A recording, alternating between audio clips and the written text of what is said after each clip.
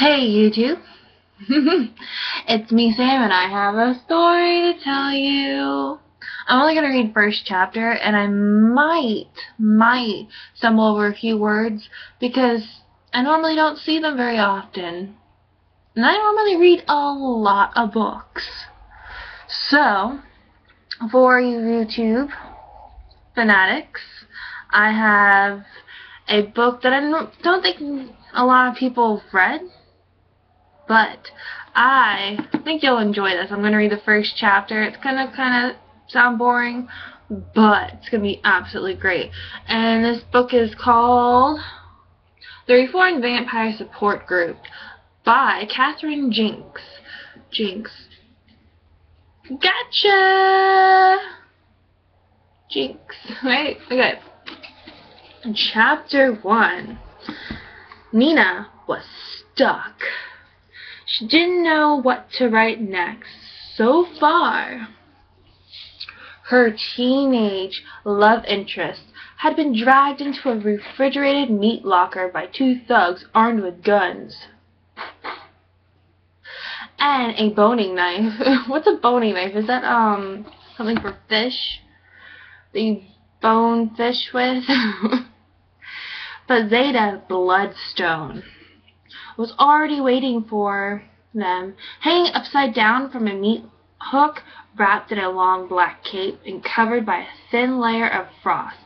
Zeta had cleverly disguised herself as a harmless side of beef. Only when she'd spread her arms wide had the crackling of breaking ice announced her presence. Bang! Bang! 2 bullets had probably smashed into her rib cage. But Zeta wasn't troubled by bullets because her vital organs could regenerate themselves at lightning speed. Somersaulting to the floor, she'd walk straight up to the bigger thug and kick the knife from his hand. Then she whirled around to fight off his friend. Within seconds, the 2 baddies had been knocked out, leaving a very important question unanswered. What would the rescued boy do?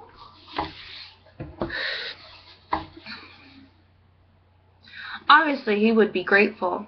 He might even be dazzled by Zeta's flawless face and perfect figure. But if he saw her sink her fangs into anyone's neck, he would also be frightened. He would realize instantly that she was a vampire and run for the door. I'd run for the door too. I wouldn't stick around. Who would stick around for a vampire unless you're Bella? And then you're just weird. Bella, why would you stick around? Why would you stick around? He would be unaware at this point that Zeta was heroic, crime-fighting vampire who preyed only on low-life scum. Nina chewed away at the lock of her hair, thinking hard. She was in the middle of chapter 8. The room in which she sat was illuminated solely by the glow of her computer screen, barely visible in the dimness were her brass bedstand, her Indian cushions, and her lava lamp. A poster of David Bowie hung on the wall, curling at the corners. A small bookshelf contained multiple copies of Young Blood, Book 2 of Bloodstone Trilogies, by someone called N.E. Harris. You know, I really think that those books are her. I'm just saying.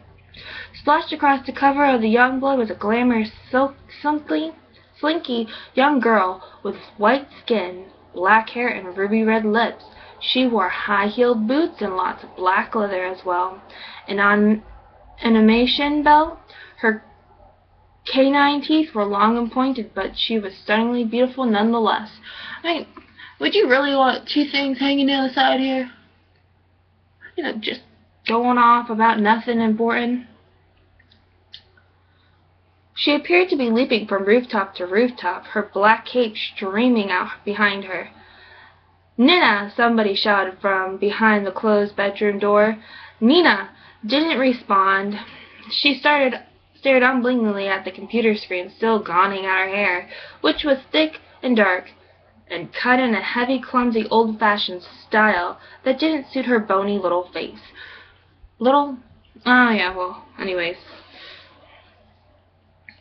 It was about time she decided that Zeta made friends with the boy she'd rescued. Zeta hesitated. Nina wrote, torn between her desire to punish the wicked and her need to rescue the tall, pale, handsome stranger with the big brown eyes. "Nina!" a distant voice called again. Ignoring it, Nina deleted the word pale. Her hands on the keyboard were like chicken feet, all scaly and dry. Her skin was the color of maggots, and her legs were so thin that her tights wrinkled around her knees. Why didn't she just put some lotion on? Her boots had flat heels on them. "Nina!" The door burst open to admit the withered old woman in a quilted nylon dressing gown. "For God's sakes, are you deaf? Father Raymond's outside. You want to keep him waiting?" Nina sighed. She shut her laptop, moving sluggishly. "All right," she murmured. "I'm on my way. Aren't you feeling well?" the old woman wanted to know. She had a hoarse rasp and yellowed fingertips of a chronic smoker. Her hair looked like a fried clamp of steel wool, and her scarlet lipstick was bleeding into the cracks around her mouth. "Because if you're sick," she said, "you shouldn't be going." "I'm not sick, Mum. I'm fine." Oh, she's English. Oh, maybe I should talk like this, and then we can go on. Anyways, that's what you always say, and you never are. Is your head giving you trouble? No. What about your stomach? Nina didn't reply. Instead, she rose, reaching for her sunglasses, which shared the cluttered surface of her desk with a pet rock, pile of vintage vampire comics, and a volleyball trophy awarded to the junior regional intern school champion of 1971. Pinned on a notice board hanging above the desk lamp were various faded photographs of laughing teenage girls. If any of those girls was Nina, it wasn't immediately apparent. They were so sleek and glossy and bright-eyed that they could have belonged to an entire different species. Yeah, because we're all different, and we're all like little alien people. "Are you nauseous?" her mother nagged. "You are, aren't you?" "There's nothing wrong," said Nina on her way out of the room. It was a lie, of course. There was always something wrong, and her mother knew it. "If you get sick, I want you to come straight home," the old woman advised. As they descended a narrow wooden staircase together. "Dave won't mind bringing you back early if you can't stay to the end, and don't leave it till the last minute the way you did before. Dave won't want you throwing up all over his sheepskin seat covers again." Nina winced. It was true. She had ruined Dave's precious seat covers. Was it any wonder that he didn't exactly beat a path to her door? Was it any wonder that she spent so much of her time in imaginary meat lockers with the stylish and vigorous Zeta Bloodstone? At least there was no uncontrollable bouts of vomiting in Zeta's world. Nina pulled open the heavy front door of her mother's row house. Outside, the darkness was relieved only by the soft glow of a nearby street lamp. Stairs were scattered like sequins across a coal-black sky. Yet Nina had already donned her sunglasses, which were big, heavy wraparound things that made her pinched face look smaller than ever. Now, why would you need sunglasses if it's dark outside? Maybe she's the vampire going to the reform groups. I don't know. Maybe. I've only read bits and pieces of the book. Oh, and I got this from my brother like a couple of years ago. So, going and going. Don't you dare start barking, you little man. Don't you dare start barking. We don't need this. You know what? This isn't going to work. I can't write about myself the way I write about Zeta. It's too weird. It's confusing. Next thing I'll get mixed up and start making me do things that I can't actually do, like turn into a bat, for instance. Zeta can do that, but I can't. No one can. Plain fact is, I can't do anything much. That's part of the problem. Vampires aren't meant Vampires are meant to be glamorous and powerful, but I'm here to inform you that being a vampire is nothing like that. Not one bit. On the contrary, it's like being stuck indoors with the flu, watching daytime television forever and ever. God, she has issues. She's angry.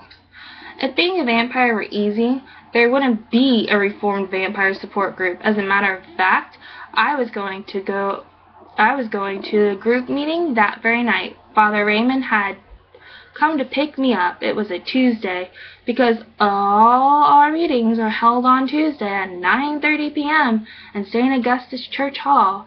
And in case you're wondering why I couldn't have driven myself to St. Augustus, well, that's just one of my many problems. I still look 15, you see. I still am 15 when all's said and done, since I stopped aging back in 1973 when I was infected. She calls it infected. I mean, who calls it infected? Well, it is kind of like a virus, I guess. So, yeah, she's infected. So I'd attracted far too much attention behind a steering wheel. Besides which, Mom doesn't have a car. As for the public transportation option, Sanford Pucklet has ruled that out. He's always ruling things out. You'd think he was our Lord and Master the way he carries on. He's forbidden any of us to travel around Sydney on buses or trains, for instance, in case we stumble across something that Father Raymond would probably describe as an occasion of sin. I suppose Sanford worried that we might encounter a bleeding junkie rolling around on the station platform and won't be able to stop ourselves from pouncing. I think if he's a druggie, I would be able to control myself from pouncing. I'd be drugged up just as much as he would be, right, people? Right? Next page. I might just stop here. This is a long story for a chapter. I still have... I thought this would be a short book to read to you all, but I'm guessing it's not, because we're going. I'm actually going to stop right there. So, she's basically a vampire that is she's quite old, and she still lives with her mom, and she used to be a volleyball person and everything else. So yeah, I'm going to make another video, and it's going to explain the actual whole chapter in short terms. So everyone that's watching, keep watching for the short term. Just keep going.